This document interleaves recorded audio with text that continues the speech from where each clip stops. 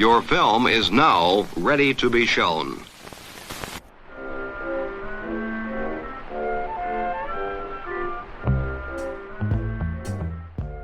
Good morning. I'm Justin Hendrix, editor of Tech Policy Press, a nonprofit media venture intended to provoke new ideas, debate, and discussion at the intersection of technology and democracy. Let's talk about DeepSeek, because it is mind-blowing and it is shaking this entire industry to its core. Global tech investors could face a $1 trillion wipeout after the news of Chinese artificial intelligence startup DeepSeek releasing an open source AI model at just a fraction of the cost of its competitors. The company's models appear to rival those from OpenAI, Google, and Meta, despite the U.S. government's effort to limit China's access to cutting-edge AI technology. And the entire AI industry in the United States and around the world has been thinking about high-level computation and big data centers and a lot of energy use and chips. And now they're thinking, maybe not. It's rare that new research results spark a stock sell-off, but that's what happened on Monday after DeepSeek, a startup owned by a Chinese hedge fund called Highflyer, published claims that it trained its new model, called DeepSeek V3, using only a fraction of the financial resources that American firms like Meta, OpenAI, and Google use to train models of comparable performance, and without access to the latest high-end chips, which are restricted under U.S. export controls. Not all experts agree that DeepSeek's claims hold up. For instance, Scale AI founder and CEO Alexander Wang claimed that DeepSeek has access to many more high-end NVIDIA chips than it can disclose, and others have suggested that it's using fuzzy math to compute the cost to train its model. But one computer scientist I follow, Columbia University's Vishal Misra, wrote that, quote, the DeepSeek R1 paper represents an interesting technical breakthrough that aligns with where many of us believe AI development needs to go, away from brute force approaches toward more targeted, efficient architectures, unquote. If DeepSeek's achievement stands up to scrutiny, it could have big implications for the AI race. It calls into question some of the basic elements of the story that big AI companies have been telling over the last few years. To talk about the potential implications, I spoke to Karen Hao, a journalist who has joined the podcast on occasion in the past to discuss her reporting on artificial intelligence. My name is Karen Hao. I am a reporter who covers artificial intelligence. I've been doing that for around 7 years. And I have a forthcoming book about OpenAI, the AI industry, and its global impacts coming out later this year. Karen, before we get started with the topic du jour, I must also emphasize you not only are a journalist covering AI, you teach other journalists to cover AI. Yes, I run a program with the Pulitzer Center called the AI Spotlight Series, and we basically put on free workshops and webinars, both virtual and at in-person conferences all around the world, to teach other journalists on how to report on this crazy story, because we certainly need far more capacity in the media industry to really tackle this topic. I'm very grateful you've taken a moment away from your vacation to speak to me about this story that has been playing out across the day. Bloomberg says AI-fueled stock rally dealt $1 trillion blow by Chinese upstart. The Wall Street Journal says technology stocks tumbled Monday on news that China's DeepSeek had trained a sophisticated artificial intelligence model at a fraction of the cost of its Silicon Valley rivals, triggering a sudden reversal of the recent AI rally. And the Times says DeepSeek's release is a challenge to tech industry consensus, that in order to build bigger and better AI systems, companies would have to spend billions and billions of dollars on new data centers. What do you make of the DeepSeek story as someone who's covered AI and as someone who's covered China? I think from a technical perspective of just like what they did, it's not a surprise that they were able to pull off training a model with far fewer resources. I think if you have been following the technical aspects of AI development for a while, there is no scientific reason why they wouldn't have been able to do that. And it was sort of like a matter of time before someone somewhere came up with some kind of innovation to significantly reduce the amount of resources that were being used to train AI models. The fun surprise is that it's a Chinese company that is doing it right now, but we can get into that more in a bit. But I have felt like covering this beat for a while that there has been a really remarkable collapse in the kind of imagination of what AI development should look like within the AI field. in the past, before ChatGPT, before large language models, before transformers, there was a lot more investment into designing different types of neural networks, designing different types of algorithms to try and just improve the efficiency of AI models towards different types of tasks. And basically, what's happened in the last 2, 3, maybe 4 years is that there's just been a glomming on of everyone to just a singular approach, which represents a teeny tiny slice of the pie of all approaches to AI development, which is specifically, I'm going to take a transformer neural network, I'm going to pump extraordinary amounts of data into it, scraped from the internet and taken from textbooks and news articles and fiction books. And then I'm just going to keep scaling that, like relentlessly exploit that approach and scale it and get bigger and bigger and bigger data centers to do that. And what the New York Times, I think the word choice that the New York Times has, that it is challenging consensus, is a really good one. Like, there was basically just a dogma that developed within the AI field, within the AI industry, that everyone should just do this approach, not because of any kind of scientific truth, simply because it was, in the short term, reaping what seemed like a lot of great commercial potential for companies. And yeah, so it was only a matter of time before essentially like someone reminded the entire field of AI that actually there used to be other ways of getting advancement out of these models that was not just throwing more chips at it. That forgotten path is actually one that really, really needs to be invested in right now, because the sheer scale of the data centers that are being built and the environmental impacts they have, the impacts they have on communities, is not actually something we should really be accepting. One of the people that I follow in these matters is a fellow called Vishal Misra, who's now a vice dean and professor of computer science at Columbia University. He had a short post today talking about DeepSeek, about the paper, about the technical breakthrough that it represents. I think he mirrored some of the things that you're saying. Also talks a little bit about the contribution around model reasoning, the ability of this model to essentially discover step-by-step reasoning on its own, naturally without supervised training. He points to other things to admire. So it seems like there's a real engineering contribution here.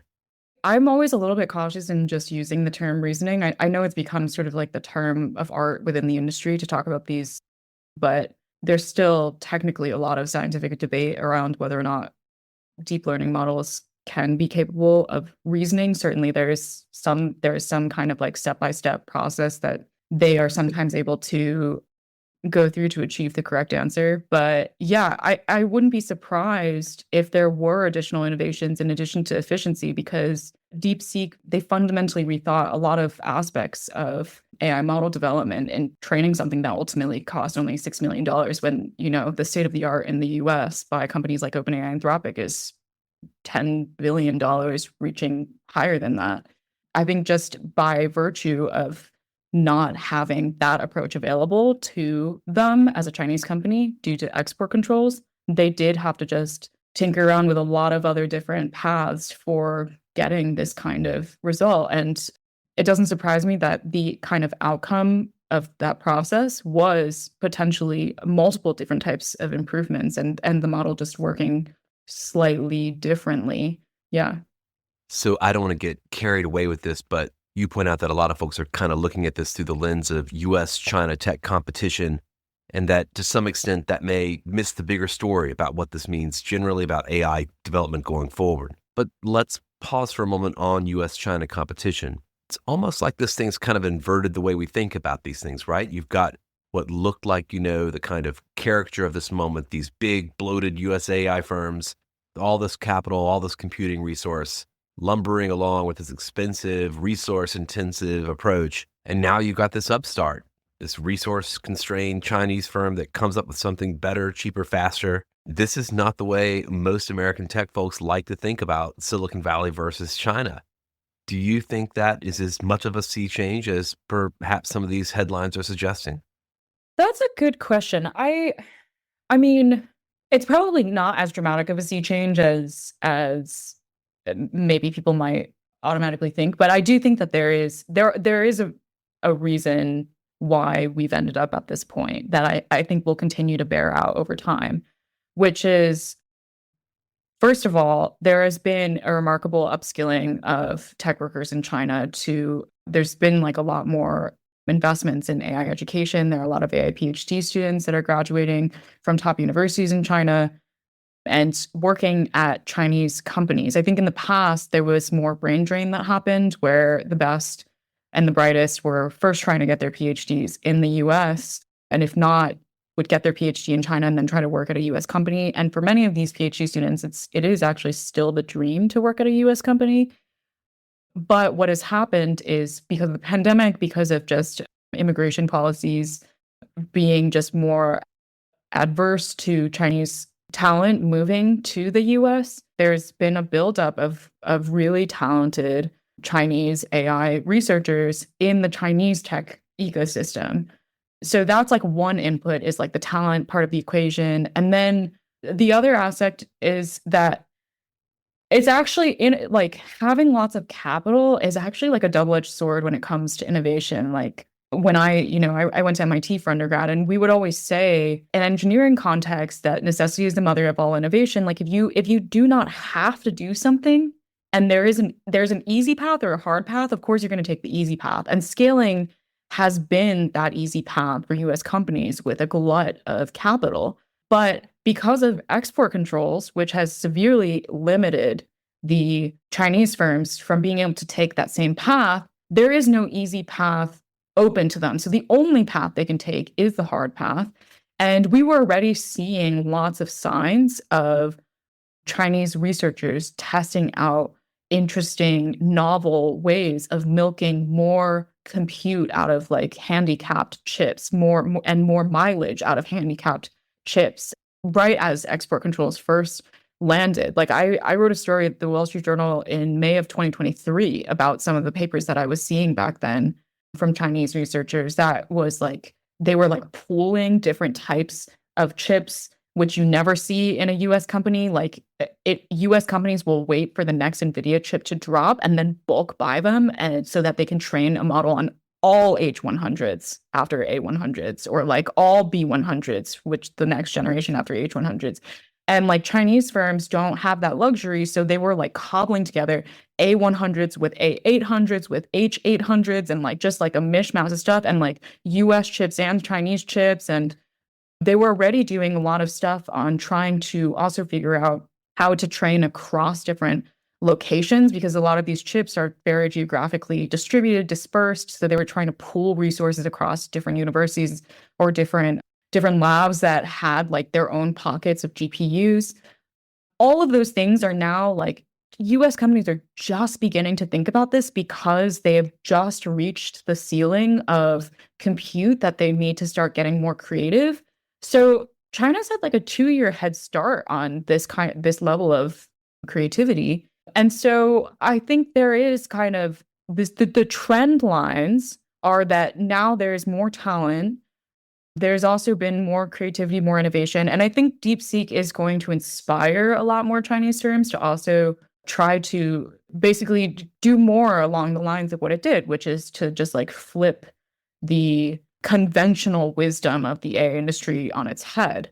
There was also this really interesting article that I was just reading from a friend of mine, J.S. Tan, who he wrote about how DeepSeek is also organizationally a little bit different from the average Chinese tech company, in that it is actually quite flat in structure as opposed to hierarchical, which most Chinese tech companies kind of suffer a little bit from the hierarchical model, which then makes it more difficult for people on the bottom rung to innovate. DeepSeek kind of took an approach where they hire a lot of new grads out of the best universities. They kept their team at roughly around 150 people, so relatively smaller, and there is no hierarchy in the official sense. I'm sure there's probably emergent hierarchy, but essentially the founder was really trying to empower anyone within the organization to come up with interesting ideas and run with them. So there is also a little bit of, like this firm is actually adopting some more Silicon Valley style organization within the company itself to try and stimulate more innovation. on the whole. So yeah, so I think all of these things we're going to start seeing more cases of this.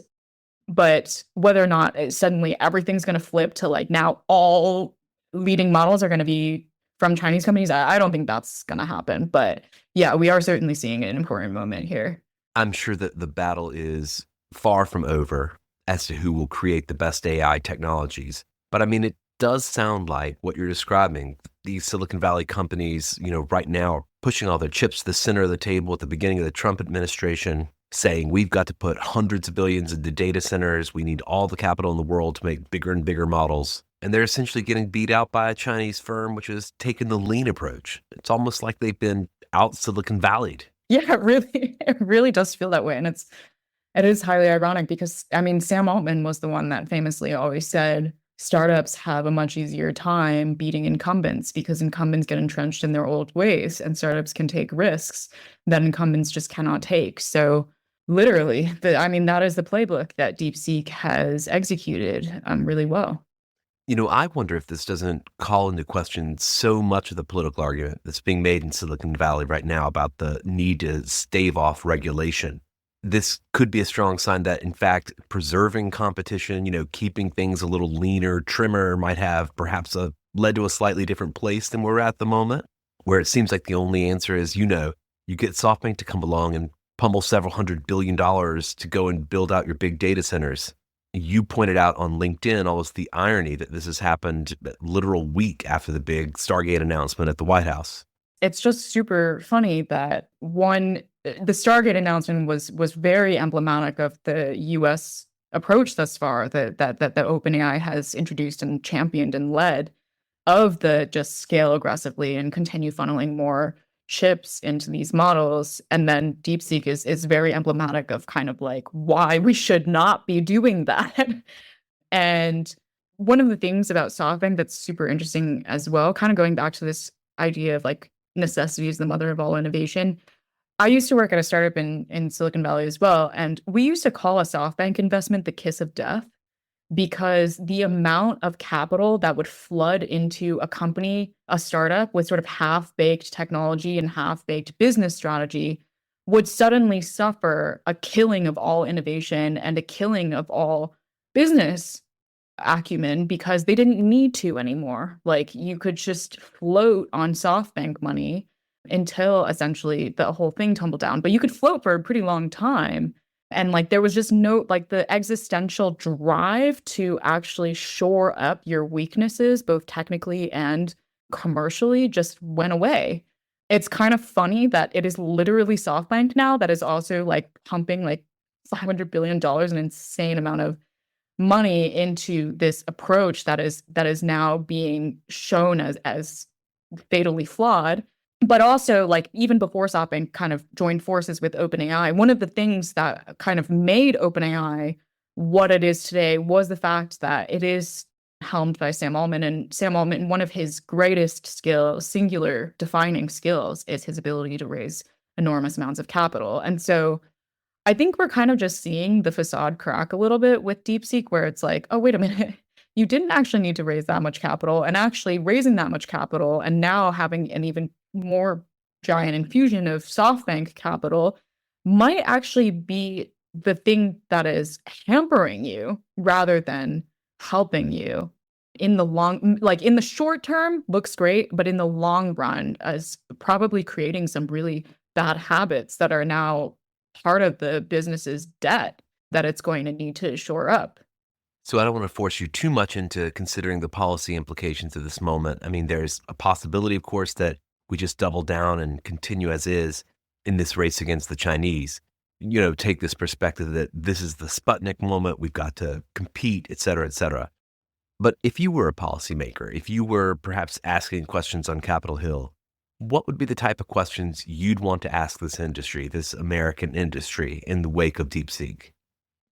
Asking them, how much have you been investing in efficiency measures? Like, what kinds of things are you doing right now that we've seen that we can actually significantly reduce the computational cost of this? Like, do you have anything that you've been working on? I mean, they do. The answer is they do. But like anything that rises to that level of efficiency cut optimizations. And if not, why? And what is your plan moving forward to actually invest more in efficiency gains? And also, I guess not questions that I would ask, but like things that I would really start focusing on is for like blanket statement. Obviously, regulation is actually sometimes an accelerator. And I don't think that the US has remembered that in recent years. Now, example number one of the fact that regulation can actually help accelerate businesses in terms of establishing their long-term sustainability. So like we should be thinking about regulation in all of the different kind of dimensions or layers of the AI development stack that people have already been advocating for. Like we should be regulating data. We should have some kind of data privacy law. There should be more data transparency in what kind of data is actually being fed into the models, all of which are regulations that keep getting taken off the table because of this fear of overregulating the companies. And we should also be looking at regulating the size of these data centers, the energy source of these data centers. A lot of these companies, when they build their data centers, they also enter communities under shell companies because they don't want to deal with community pushback. Like, why do we even allow this practice? That should be like an easily regulatable thing where any company that's building data centers should disclose it to the public, disclose it to the community that they are going to break ground in, and give an opportunity for the community to actually say that they don't want it. If there is not, if they don't feel like they have the resources or they're going to reap the economic benefits or they don't want to take that trade-off for whatever reason, like give them a voice to actually express that. We should be regulating like the water intensity of these data centers.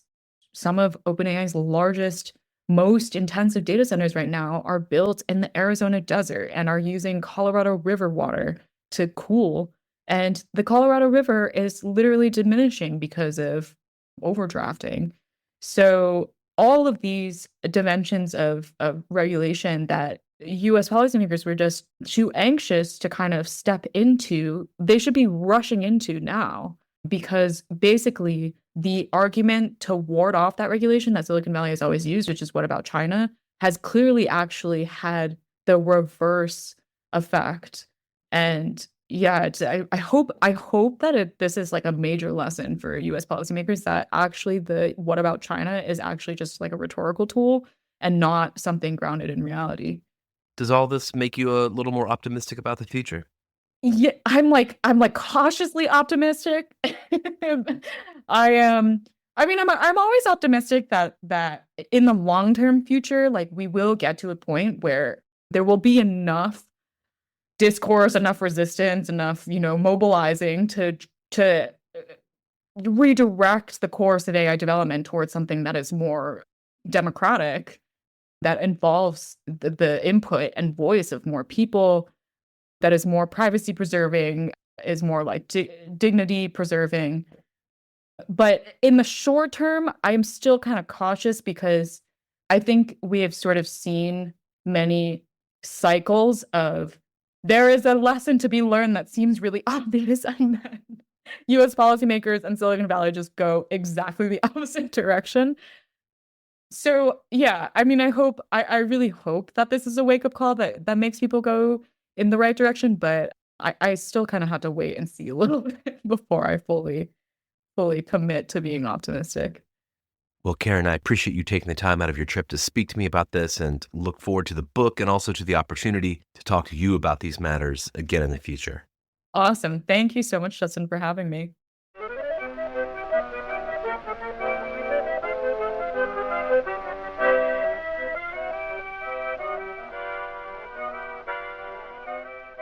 That's it for this episode. I hope you send your feedback. You can write to me at justin@techpolicy.press. Thanks to my guest, thanks to my co-founder, Brian Jones, and thank you for listening.